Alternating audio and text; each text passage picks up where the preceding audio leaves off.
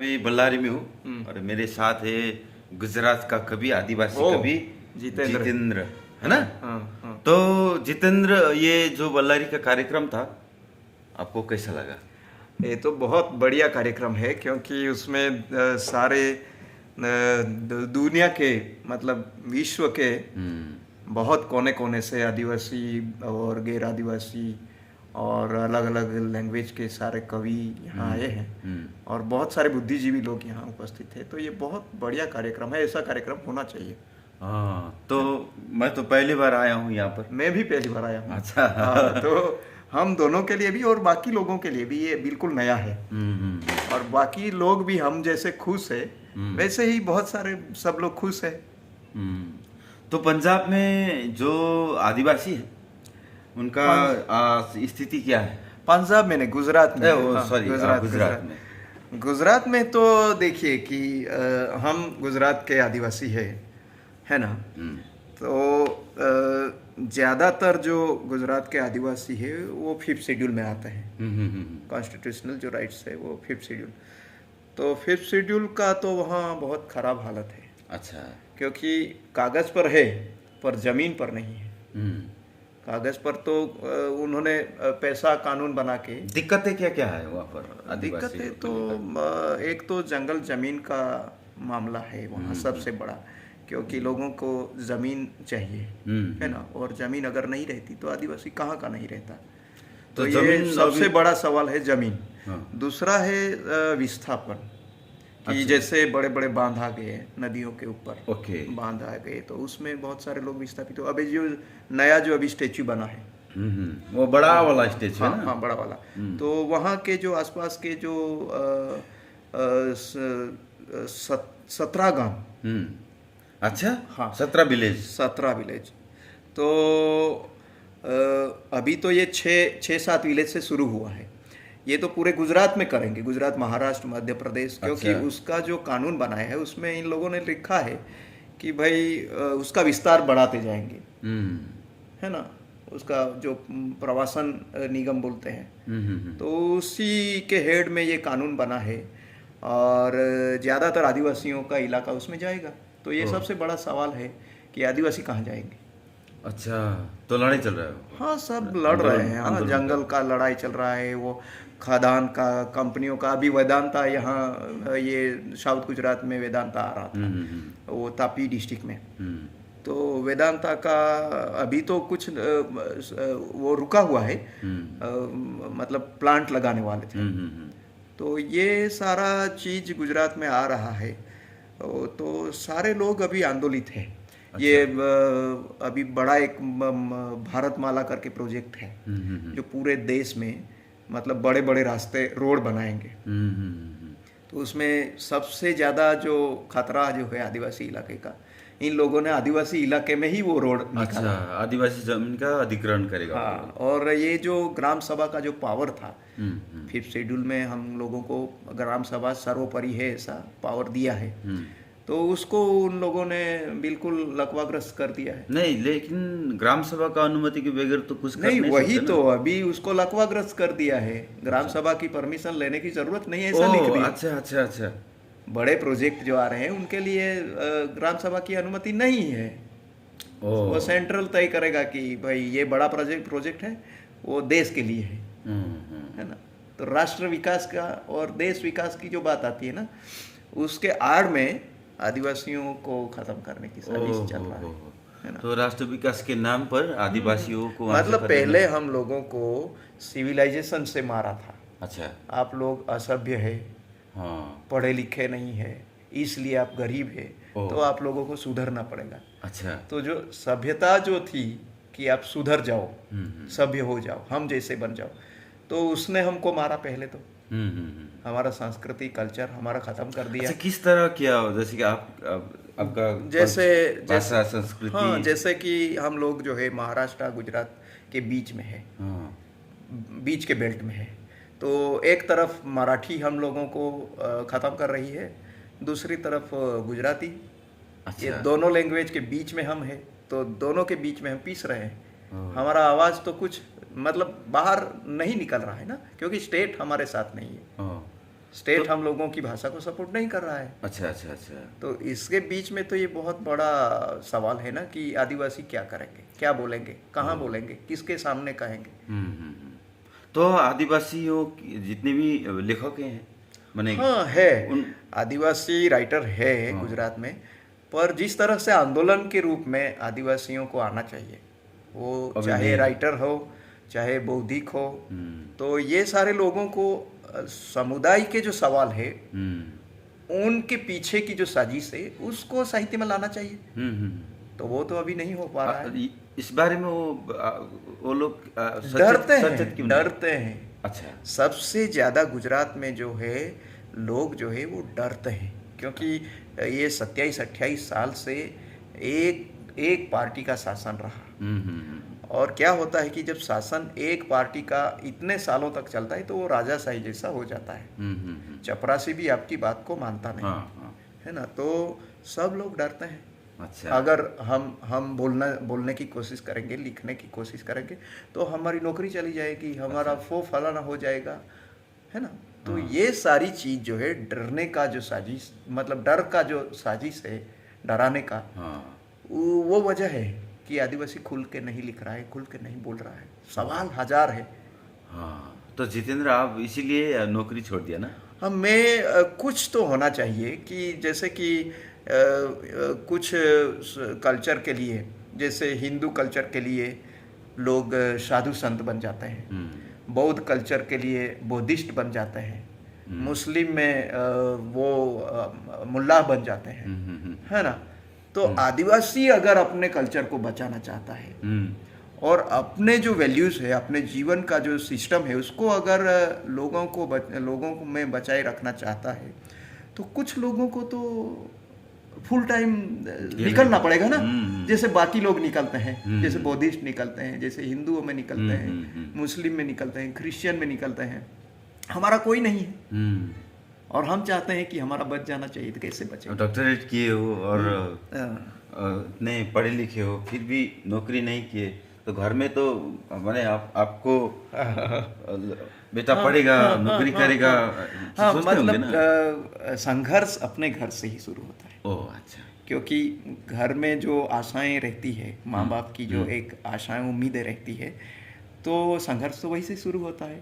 इतना ज़्यादा पढ़ा लिखा अपना बेटा अगर नौकरी नहीं करता है, तो सबसे बड़ा जो दुख है, सबसे ज़्यादा दुख है, वो अपने माँ बाप को ही लगता है। आप जैसे सोचने वाले आदिवासी कितने हैं वहाँ पर? गुजरात में एक्टिविज्म में तो हमसे पहले गुजरात में बहुत सारे साथी, बुजुर्ग साथियों ने संगठन बनाने की कोशिश की है और लिखने की, बोलने की, लोगों को इकट्ठा करने की, सामाजिक सवालों को, सांस्कृतिक की पूरी जो बातें हैं अपने कल्चर की, अपने सोसाइटी के सिस्टम की, इन सभी बातों के ऊपर काम करने का एक जो ये रहा, वो आदिवासी एकता परिषद नाम से एक संगठन है पश्चिम भारत में। तो उन लोगों ने मतलब 27 सालों से ये मेहनत कंटिन्यू रखी है, तो उसकी बुनियाद को हम नकार नहीं सकते। अच्छा। क्योंकि उसमें भी बहुत सारे फुल टाइमर लोग निकले थे, वो अभी बुजुर्ग हो गए हैं। तो हम जैसी जो युवा पीढ़ी है जिसमें तो उसमें से कुछ लोगों को निकलना चाहिए। अच्छा। ताकि समुदाय में कुछ बदलाव हो सके। बदलाव का मतलब ये नहीं कि दूसरा कुछ ले आए, जो है उसको मतलब टिकाए रखें, है ना, जिससे हम सुरक्षित है, जिससे हमारी प्रकृति सुरक्षित है, जिससे हमारा देश सुरक्षित है। क्योंकि हम अपना जहाँ जन्म लेते हैं और जिस जमीन पे, जिस नदियों के, जिस पहाड़ों के बीच में रहते हैं, उसी को हम देश मानते हैं। तो वो देश की सुरक्षा भी बन सकती है। अच्छा, तो गुजरात में एक राइट हुआ था हिंदू मुस्लिम का। हाँ, गोधरा। वो उस वक्त आदिवासियों का स्थिति क्या थी, कैसे? जैसे मैंने कहा ना कि हमारे हिंदुइज्म का बहुत बड़ा प्रभाव आदिवासियों के ऊपर रहा। अच्छा, शुरू से। अभी भी है ना? हाँ, अभी भी शुरू से। क्योंकि जैसे गांधीयन आए तो उन्होंने भी तो हिंदुइज्म का ही कार्यक्रम चलाया और सुधरने की जो बात आती थी उसमें सब लोगों को सुधरना मतलब कि किसी धर्म में चले जाना।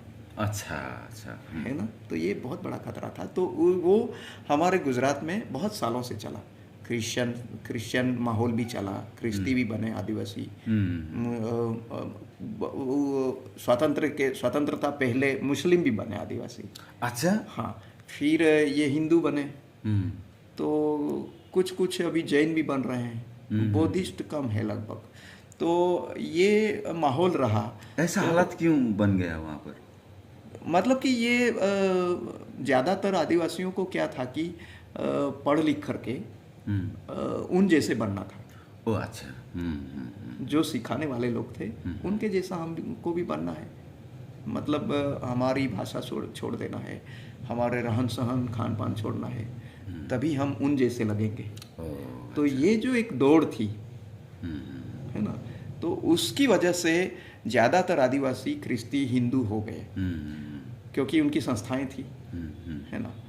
तो उसकी वजह से ये जो गोधरा कांड जब हुआ, तो ये गोधरा इलाका तो हमारे शेड्यूल एरिया के बिल्कुल बगल में है, आदिवासी इलाके में है। तो क्या हुआ कि जब ये गोधरा कांड हुआ तो बहुत सारे आदिवासियों को ये आरएसएस और हिंदू संगठनों ने भड़का के आदिवासियों को उसमें शामिल कर दिया।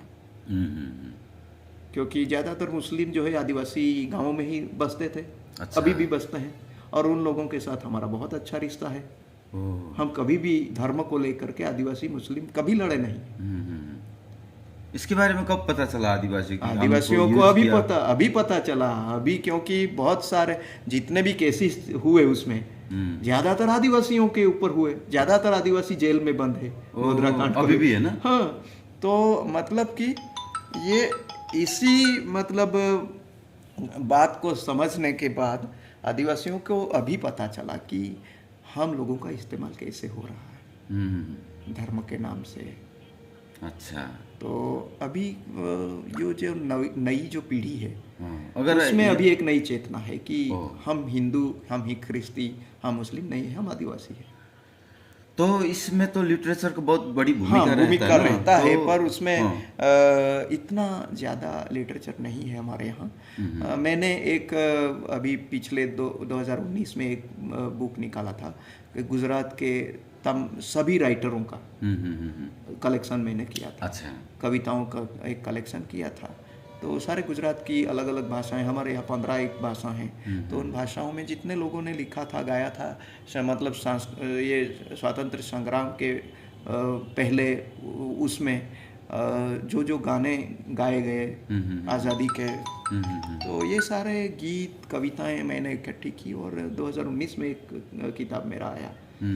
तो ये मुझे लगता है कि शायद गुजरात में गुजरात के आदिवासियों की पहली किताब होगी। ओह अच्छा। है ना, छोटी छोटी किताबें लोग करते थे, पर ये एक बड़ा संकलन पूरे गुजरात के आदिवासियों का, ये पहला 2019 में मैंने किया। अच्छा, शिक्षा की स्थिति क्या है आदिवासी? शिक्षा में तो आप बहुत स्थिति खराब है। क्योंकि ज़्यादातर आश्रम शालाएँ थी। अच्छा। मतलब कि बच्चे आश्रम शालाओं में जाके वहीं पे स्थायी हो करके पढ़ते थे। तो उसमें तो ज़्यादातर रिजल्ट नहीं है। अच्छा। अभी एकलव्य मॉडल का जो गुजरात गवर्नमेंट ने जो एक मॉडल निकाला, उसमें भी तो टीचर नहीं है, हंगामी है टीचर सब। तो वो तो अपना करेंगे ना टीचर, तो वही तो अपनी नौकरी के लिए वो प्रयास करेंगे, बच्चों को कैसे ध्यान देंगे। और ज़्यादातर क्या है कि सरकारी स्कूलें जो है वो वहाँ के जो टीचर है उन सबको ये सरकारी कामकाज में लगा रखते हैं। अच्छा। तो वो पढ़ाते हैं, कैसे पढ़ाएंगे, समय ही नहीं रहता उनके पास। तो अभी एक कानून हमारे यहाँ ये भी लगा दिया है लोगों ने कि 8वीं कक्षा तक बच्चों को फेल नहीं करना है। अच्छा। आए ना आए, पढ़ना लिखना ना आए तो भी उनको ऊपर पास 8वीं कक्षा। अपने माँ बाप को तब पता चलता है, तमाचा तब लगता है जब 9वीं कक्षा में बच्चा अपना जाता है और उसको पढ़ने नहीं आता है। तो ये सबसे खतरनाक साजिश है हमारे गुजरात में। ये साजिशों से निकलने के लिए क्या करना चाहिए? साजिशों के लिए तो निकलने के लिए एक तो है कि मतलब देश के बौद्धिकों को इकट्ठा होना चाहिए। गुजरात के और सारे, मतलब गुजरात का सवाल नहीं है, सारे आदिवासी ट्राइबल जितने भी देश में है उन सब का ये सवाल है। तो उसमें बौद्धिकों को इकट्ठा होना है, तो और तभी जाके कुछ उसमें से, क्योंकि ये सब बौद्धिक लड़ाई है। कागज की लड़ाई है ये। मतलब ये जमीनी लड़ाई नहीं रही अभी। तो इसमें तो ऑर्गेनाइजेशन भी होंगे ना, हाँ, national बहुत wise सारे का? नेशनल ऑर्गेनाइजेशन है, ये प्रयास कर रहे हैं। अच्छा। तो फिर भी उसमें क्या है कि कार्यकर्ता लोग रहते हैं, जो उसमें इतने पढ़े लिखे लोग भी नहीं रहते, जो गांव के लोग रहते हैं, है ना।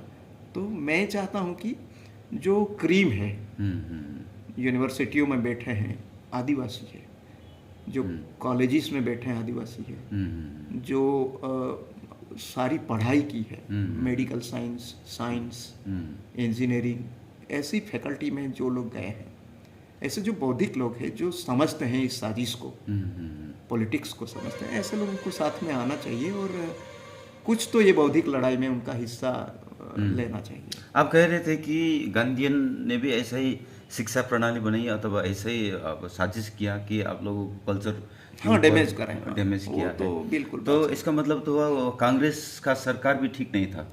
हाँ, तो कांग्रेस और बीजेपी ये सब एक सिक्के के दो पहलू नहीं है। अच्छा। एक ही पहलू है सब। एक सिक्के के हम दो पहलू बोलते हैं ना, नहीं, ये एक ही पहलू है। क्योंकि अभी तो बीजेपी का सरकार है ना वहाँ पर। हाँ, वहाँ पर बीजेपी का है, पर आरएसएस बीजेपी में भी है और कांग्रेस में भी है शुरू से ही। अच्छा अच्छा। तो ये एक सिक्के के दो पहलू नहीं हो सकते ना, ये एक ही पहलू होता है। इसलिए हम लोगों को ये इसमें रखते हैं कि हम दोनों अलग है। अच्छा। हम कांग्रेस है, वो बीजेपी है, ऐसा नहीं होता है। एक ही है। एक ही है, क्योंकि जैसे गुजरात में अभी हुआ कि पिछले चुनाव में जैसे बीजेपी जीती बहुत कम सीटों से, और बहुत नज़दीक कांग्रेस भी थी। तो बहुत सारे कांग्रेस के जो विधायक थे, एमएलए थे, वो बीजेपी में चले गए। क्या करेंगे? अच्छा। तो ये एक सिक्के के दो पहलू नहीं, एक ही पहलू है। कभी उसको काम आया तो गुजरात में कांग्रेस खुद को शक्तिशाली बनाने के लिए काम नहीं करते। नहीं, पहले ये पिछले चुनाव में थी शक्तिशाली, लोगों ने सपोर्ट किया उसको, है ना। 40% वोट मतलब कांग्रेस को दिया। तो ये बहुत बड़े वोट थे। अच्छा। हाँ, गुजरात में वो सरकार बना सकते थे उस बार, लेकिन पर पिछले वो चुनाव खुद में भी, मुझे लगता है कि कांग्रेस खुद वो नहीं चाहती, वो जीतना नहीं चाहती, ऐसा लग रहा है। ऐसा क्यों? हाँ, ये मैं बोला ना अभी, एक सिक्के का एक ही पहलू। वही तो अच्छा। तो विपक्ष में रहने से भी उनका काम चलता है। मतलब दोनों में काम चल रहा है, तो उससे तो उससे बेहतरीन कोई स्टेज तो होता नहीं है ना पॉलिटिक्स में। तो अभी वहाँ का विकल्प क्या है? विकल्प अभी गुजरात में ये आम आदमी का मतलब प्रवेश हुआ है। अच्छा। उससे बहुत हलबली मच गई है। ओह, केजरीवाल का पार्टी। हाँ, दोनों में, ये बीजेपी कांग्रेस में दोनों में हलचल मच गया है। क्योंकि सेटिंग चल रहा था इतने सालों से। अब पक्ष में बैठो या विपक्ष में, सब साथ में मिल के काम कर रहे थे।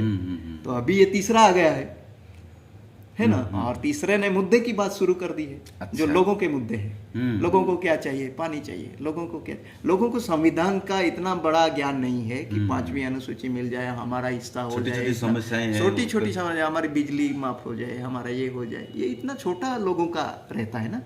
जो हर जीवन का हर पहलू में जो समस्या है, उसको ये केजरीवाल ने पकड़ना शुरू किया। इसलिए एक माहौल मुद्दों की राजनीति पे आना शुरू हो गया है। तो अभी बीजेपी को बोलना पड़ रहा है कि हम 2 बोतल देंगे फ्री में। अच्छा। तो ये मतलब जब मुद्दे की राजनीति होती है ना, तब सारी पार्टियों के पसीने छूट जाते हैं। तो स्थिति अभी भी नाजुक है वहाँ पर। हाँ, अभी कौन सरकार बनाएगा उसको हम क्लियर, कोई भी आदमी अभी गुजरात के लिए बोल नहीं सकता, एग्जिट पोल नहीं कर सकता कि ये सरकार बनाएगा, है ना। ये चुनाव आने के बाद पता चलेगा कि क्या माहौल है। ठीक है जितेंद्र, मजा आ गया। तो अभी लिटरेचर में आप फोकस कर रहे हैं? हाँ, मैं लिटरेचर में फोकस कर रहा हूँ और एजुकेशन में भी। मैं भिली भाषा के लिए हर साल आवेदन देता हूँ, ये राज्यपाल को और राष्ट्रपति को। ये अपनी भिली भाषा मान्यता कॉन्स्टिट्यूशन के 8वें शेड्यूल में आए इसकी। तो ये भी साथ साथ में एक लड़ाई है भाषा की। कब से ये लड़ाई चल रहा है? मैं तो पिछले 6 साल से ये निवेदन देते आ रहा हूँ, और हमारे कुछ साथी हैं, उनके साथ मिलके ये सब कर रहे हैं। और लिटरेचर के लिए हमने आदिवासी साहित्य एकेडमी बनाई है। अच्छा अच्छा अच्छा। तो वो जितने एकेडमी क्या करते हैं? उसमें ये अपनी भाषाओं को प्रमोट करना है, अपनी भाषा को जीवित रखना है, तो अपने बच्चों को अपना कल्चर सिखाओ। काम शाम छोड़कर हाँ अकादमी बनाए हैं और उसमें अपने आदिवासी लोगों को शिक्षा देने के लिए काम कर रहे हैं ना? बिल्कुल बिल्कुल। बहुत बढ़िया काम। अभी ये कुछ पब्लिकेशन करेंगे, अपनी भाषाओं के लिए कुछ कोर्सेज डेवलप कर रहे हैं हम छोटे बच्चों को लिए। बच्चों को क्या सिखाएंगे, कल्चर क्या सिखाएंगे, साहित्य क्या सिखाएंगे, युवाओं को क्या सिखाएंगे, छोटे छोटे कोर्स हमने डेवलप किए हैं। जैसे युवा है तो उसको उसकी पहचान को जानना जरूरी है, तो उनके लिए एक छोटा सा कोर्स 3 दिन का बनाया हमने, मतलब युवा आदिवासी अधिकार और आदिवासी पहचान नाम से। और ये जो बुजुर्ग लोग रहते हैं गांव में जो अपना कल्चर भूल रहे हैं, उनके लिए भी एक छोटा सा कोर्स है 3 दिन का। अच्छा। कि अपनी सोसाइटी का सोशल जस्टिस एवं कल्चरल प्रैक्टिस नाम का एक छोटा सा कोर्स, ताकि वो अपने कल्चरल प्रैक्टिस को जिंदा रख सकें। अच्छा। और सोशल जस्टिस की एक जो सिस्टम है गांव में वो भी जिंदा रखें। तो ये एकेडमी में छोटा छोटा छोटा अभी शुरू किया है और लोग जुड़ते जा रहे हैं। अच्छा, काफिला बनता जाएगा। ठीक है, सफल रहे, है ना? ठीक है, जोहार आपको। Thank you. है ना, थैंक यू।